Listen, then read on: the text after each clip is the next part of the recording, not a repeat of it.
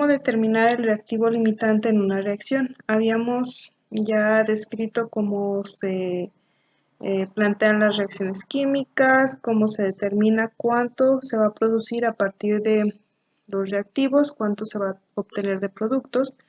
Ahora vamos a determinar el reactivo limitante de una reacción química.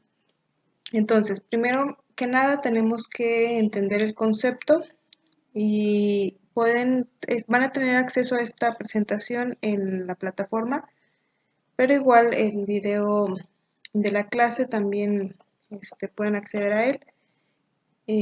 Vamos a hablar de cómo determinar este concepto. Cuando un químico efectúa una reacción, generalmente los reactivos no están presentes en las cantidades estequiométricas exactas, es decir, en las proporciones que indica la ecuación balanceada. Si, por ejemplo, tenemos 2 moles, es muy difícil que tú en el laboratorio vayas a pesar exactamente 2 moles de esa sustancia. Generalmente vas al laboratorio, pesas la cantidad en gramos y a partir de ahí determinas cuántos moles, de acuerdo con la relación estequiométrica, cuánto será la cantidad de cada uno de los reactivos que estará reaccionando, como lo hicimos en las clases anteriores. Debido a que la meta de una, aquí me equivoqué, debido a que la meta de una reacción es producir la cantidad máxima de un compuesto útil a partir de las materias primas, con frecuencia se suministra una gran cantidad de exceso, un gran exceso de uno de los reactivos para asegurar que el reactivo más costoso se convierta por completo en el producto deseado. En consecuencia, una parte del reactivo sobrará al final de la reacción, es decir, el que se encuentra en exceso estará presente en el momento de la reacción y cuando obtengas el producto tendrás el producto más el exceso del reactivo. Generalmente en las reacciones a nivel industrial o en cualquier proceso donde llevas a cabo reacciones químicas, una vez que llevaste a cabo la reacción hay que purificar la sustancia obtenida porque puedes tener exceso de ese reactivo que pusiste. Además puedes tener otras cosas que tal vez no, bueno, que se producen durante la reacción, pero que no necesariamente son el producto que tú estás buscando. Entonces, para poder determinar cuánto exactamente obtendríamos a partir de la reacción química de nuestras sustancias, es importante determinar el reactivo limitante porque así podremos calcular cuánto debo poner yo en exceso del reactivo limitante o del reactivo en exceso para poder producir la cantidad que yo necesito de producto. Entonces, hablando del reactivo limitante, es el reactivo que se consume primero en una reacción química, ya que la máxima cantidad de producto que se forma depende de la cantidad original de este reactivo. Es decir, yo no podré producir más de lo que me permita la cantidad de reactivo limitante que estoy suministrando en el proceso. Los reactivos en exceso son los reactivos presentes en mayor cantidad que la necesaria para reaccionar con la cantidad del reactivo limitante, era lo que les decía. Lo puedes poner en mayor cantidad para que se consuma la cantidad que tú buscas del reactivo limitante y eso te produzca mayor cantidad del producto deseado. Entonces, ¿cómo determinamos el reactivo limitante? Un ejemplo, digamos, más simple es en el caso de que tú quieras preparar, no sé, un sándwich, tienes rebanadas de queso y rebanadas de pan. Entonces, si tú sabes que para cada rebanada de queso necesitas 2 rebanadas de pan, como ejemplo, vamos a proponer la reacción. Si esto fuera una reacción química, tú tienes P para el pan y Q para el queso. Entonces, lo que estás buscando, que es tu sándwich al final, como producto, es 2 rebanadas de pan y una de queso para formar el sándwich. Entonces podemos representar como una ecuación química esta receta, 2P más Q, que es el queso, igual a 2PQ. ¿Sale? Si tenemos 10 rebanadas de pan, por ejemplo, que partimos de nuestros reactivos, los reactivos no van a estar en las cantidades exactas que nosotros necesitamos, entonces tendremos que hacer un cálculo para determinar la proporción. Si tenemos 10 rebanadas de pan y 7 rebanadas de queso, solo podremos preparar 5 emparedados antes de quedarnos sin pan y nos sobrarán 2 rebanadas de queso. Entonces la cantidad de pan con que se cuenta limita el número de estos sándwiches. Entonces el reactivo limitante, si se dan cuenta en este caso, de este ejemplo hipotético, es el pan y el reactivo en exceso es el queso. Entonces nos quedaría al final las rebanadas de queso solas y nuestro producto obtenido, ¿sale? Generalmente las reacciones químicas solamente describes, pones la ecuación de lo que está participando, pero en todo caso aquí te tendría que sobrar, a partir de lo que se está elaborando, pues sería más 2, ¿verdad? Del queso que está sobrando. Generalmente así es como en un proceso químico obtienes los resultados. La reacción se detiene tan pronto, otra cosa importante, la reacción se detiene tan pronto como se consume totalmente cualquiera de los reactivos y quedan los reactivos en exceso como sobrantes. Entonces, una vez que se lleva a cabo la reacción química y se consume totalmente el reactivo limitante, ya no va a poder seguir reaccionando, como en este caso del ejemplo hipotético. Entonces se queda el sobrante del reactivo en exceso y obtienes tus productos. Cuando uno de los reactivos es impuro, otra cosa importante, es necesario conocer su grado de pureza para poder determinar el número de moles que participan realmente en la reacción. Es decir, si tiene un 80% de pureza, significa que de eso que tú quieres, lo vas a llevar al proceso y quieres que reaccione, vas a tener que poner mayor cantidad. ¿Por qué? Porque la cantidad del reactivo no está al 100%. Entonces, para compensar ese 20% que te falta, tendrías que poner mayor cantidad en masa con respecto a la relación estequiométrica que tienes. Bueno, ¿cómo determinamos el reactivo limitante? Para esto se emplean los siguientes pasos. Primero que nada vamos a balancear la ecuación. Es importante que tengamos muy presente el balanceo de las ecuaciones químicas, de las reacciones químicas. Ya lo habíamos analizado en las clases pasadas. Este punto es importante, aunque en estos ejercicios que vamos a ver, las reacciones ya estarán balanceadas, aunque sí deberían de corroborar que la ecuación sí se encuentre balanceada. Posteriormente vamos a calcular el número de moles presentes de cada reactivo. Si recordarán de la clase de cuando hablábamos del número de Avogadro, el número de moles se representa con una N. Na y Nb, el subíndice A y subíndice B se refieren a los reactivos A y B. Por ejemplo, yo podría decir que mi reactivo A es, en este ejemplo, monóxido de carbono y mi reactivo B es el hidrógeno, ¿sale? Entonces, es simplemente una forma de referirse a cada uno de los reactivos que pudieran estar participando en la reacción. Puedo tener el reactivo A, B, C, D, ¿sí? Entonces, determinamos la relación de número de moles, es decir, número de moles de A y número de moles de B, y comparar con la relación estequiométrica, es decir, la relación estequiométrica, cuánto de A por cuánto de B.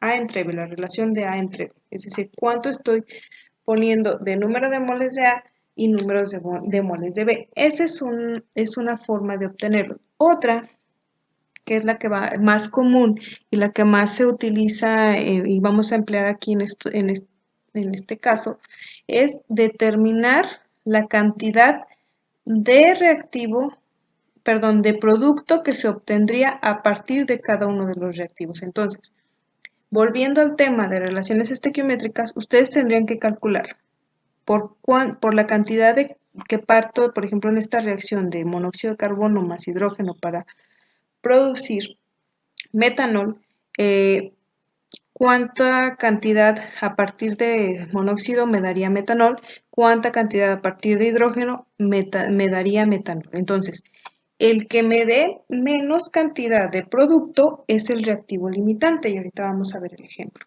Considere la síntesis industrial del metanol, a partir del monóxido de carbono e hidrógeno a altas temperaturas. Entonces, se fijan, tenemos monóxido de carbono en forma de gas, hidrógeno en forma de gas y metanol. Hay que cerciorarnos que la ecuación esté balanceada. Si se fijan aquí, ¿cuántos carbonos tengo en los reactivos? 1. De los productos, 1. Oxígeno, 1. Productos, 1 oxígeno. Hidrógeno, tengo 2 átomos de hidrógeno por 2 moléculas que se encuentran presentes, entonces serían 4.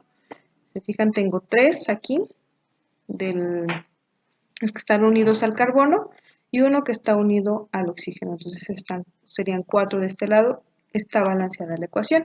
Pasamos al siguiente caso.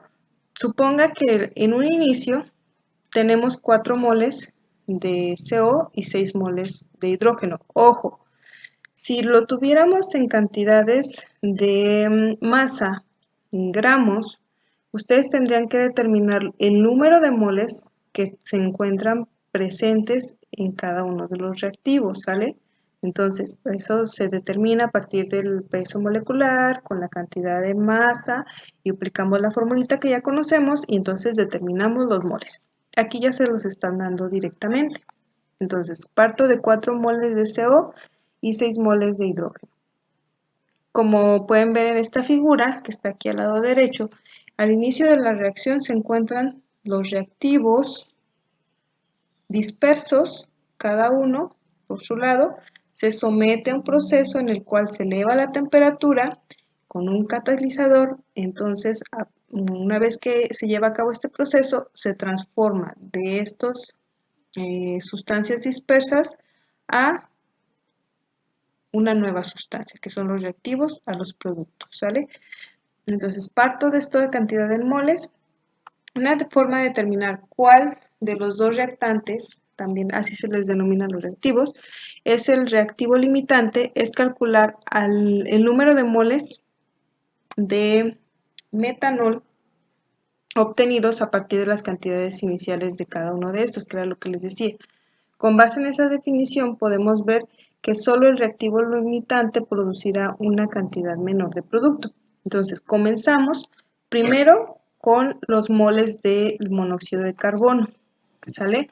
Son 4 moles de monóxido de carbono y observamos que el número de moles a partir de este reactivo tendríamos que determinarlos para poder cuánto obtendríamos de producto.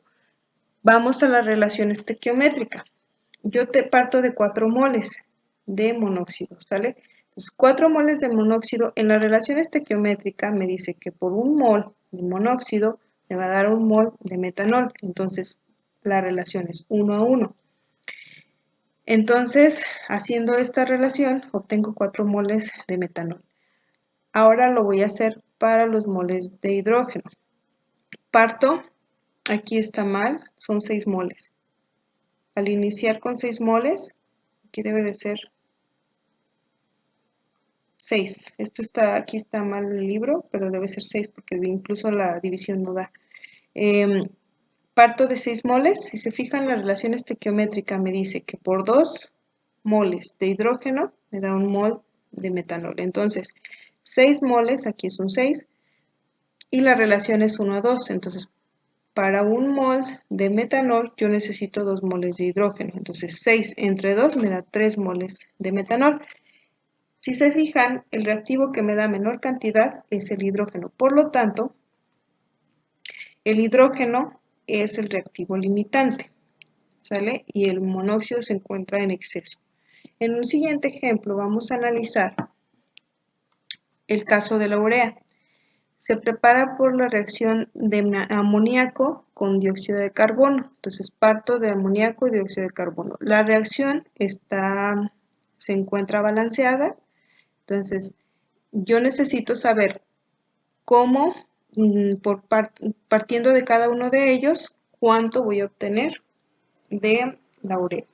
En un proceso se hace reaccionar 637.2 gramos de amoníaco con, aquí debe ser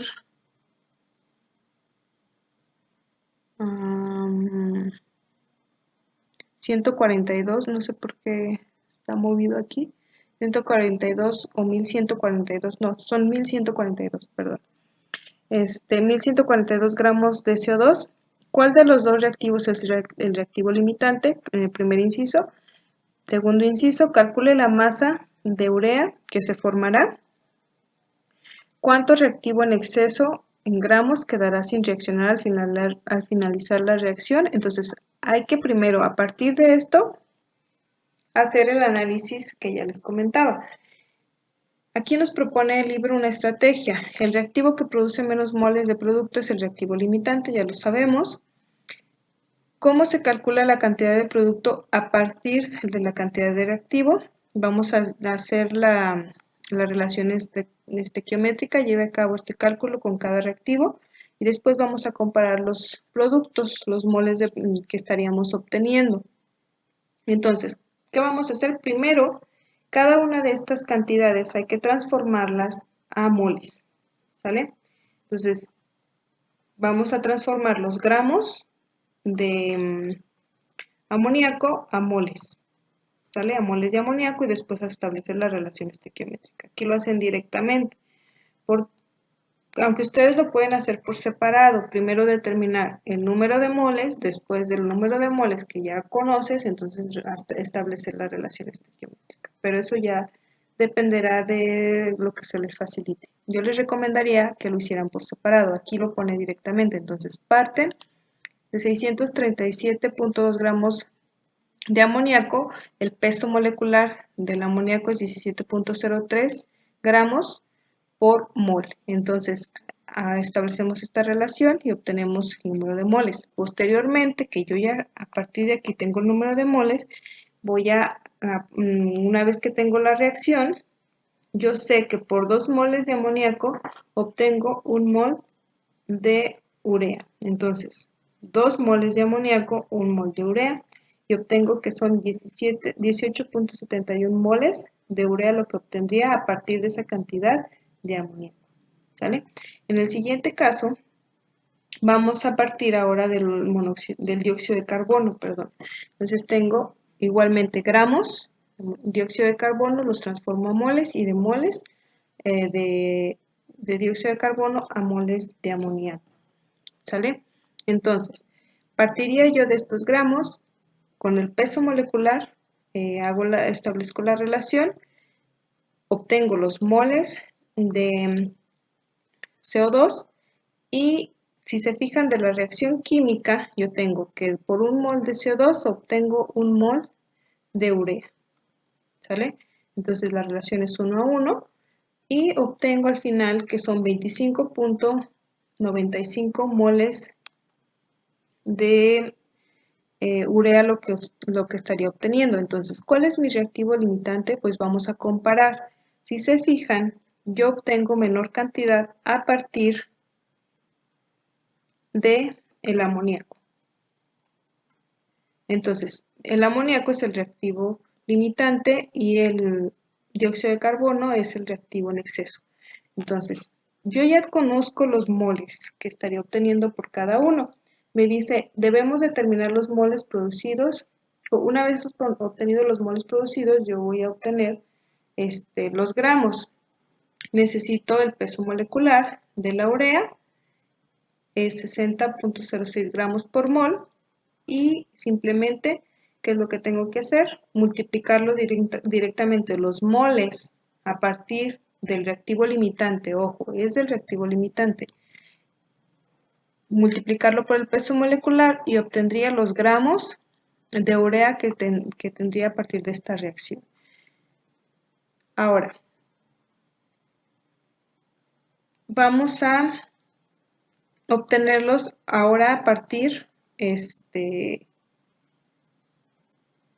ahora vamos a analizar el caso de los moles de CO2 a partir del reactivo limitante. Si yo sé que solamente puedo obtener 18.71 moles, como nos dice aquí, yo solamente puedo obtener 18.71 moles de urea a partir del reactivo limitante, entonces establezco la relación de cuánto se estaría consumiendo de CO2 en esta reacción. Entonces simplemente analizo la cantidad de moles, establezco la relación estequiométrica de estos moles que obtuve de urea con respecto a el CO2 que se estaría consumiendo y obtengo los gramos. ¿Cómo lo hago? Pues simplemente los moles de urea, considerando los moles de dióxido de carbono, y estos moles de dióxido de carbono los transformamos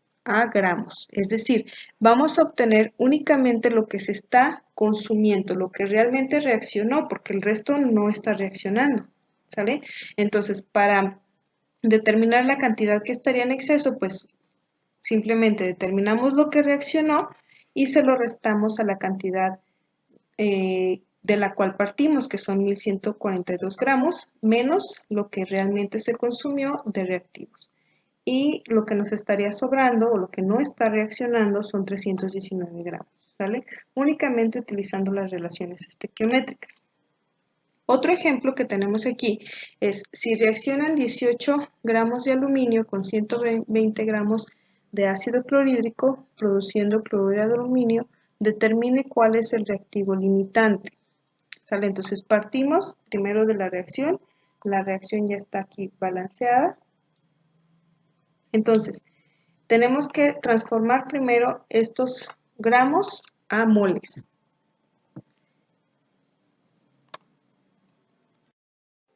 Entonces, como tenemos que transformar los gramos a moles, pues necesitamos el peso molecular, en este caso para el ácido clorhídrico es 35.5 y pues ya simplemente, perdón, pero para el cloro y así. Tenemos para cada una de las moléculas el peso molecular. Entonces, para determinar el número de moles, ¿se acuerdan de lo que ya habíamos analizado? Es la masa entre el peso molecular. Y obtengo los moles de cada uno de los reactivos, ¿sale? Ahora vamos a continuar, vamos a hacer el segundo método que les comentaba aquí. Vamos a determinar la relación número de moles de A entre números de moles de B. Si se fijan, aquí el número de moles de A es del aluminio y el número de moles de B es el segundo reactivo, que es el ácido clorhídrico, ¿sale? Entonces, yo estaría dividiendo aquí, de acuerdo con la ecuación balanceada, yo tengo 2 moles del aluminio y se necesitan 6 moles de ácido clorhídrico para obtener 2 moles de cloruro de aluminio, si se fijan. Es igual establecer la relación estequiométrica, entonces tengo 6 a 2. Si se fijan, yo tengo 2 moles de aluminio y 6 moles de ácido clorhídrico, ¿sale? Entonces 6 entre 2 y obtendría la relación, aquí es al revés, esto está mal planteado porque si se fijan es A entre B. Entonces es 2 a 6 y estaríamos obteniendo la relación de 0.66 y obtendríamos por 0.66 si se tienen los moles de aluminio, si te das cuenta acá, por 0.66. Básicamente esto es hacer lo mismo, pero con la relación de moles. Es decir, ya no estarían planteando esto. Gramos, peso molecular, relación moles-moles. Si se fijan, aquí, relación moles-moles, es esto que están haciendo acá. 6 moles por 2 sería al revés, sería 2 a 6.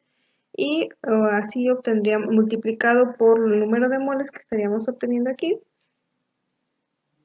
Y de esta manera tendríamos 1.98 moles de ácido clorhídrico para obtener el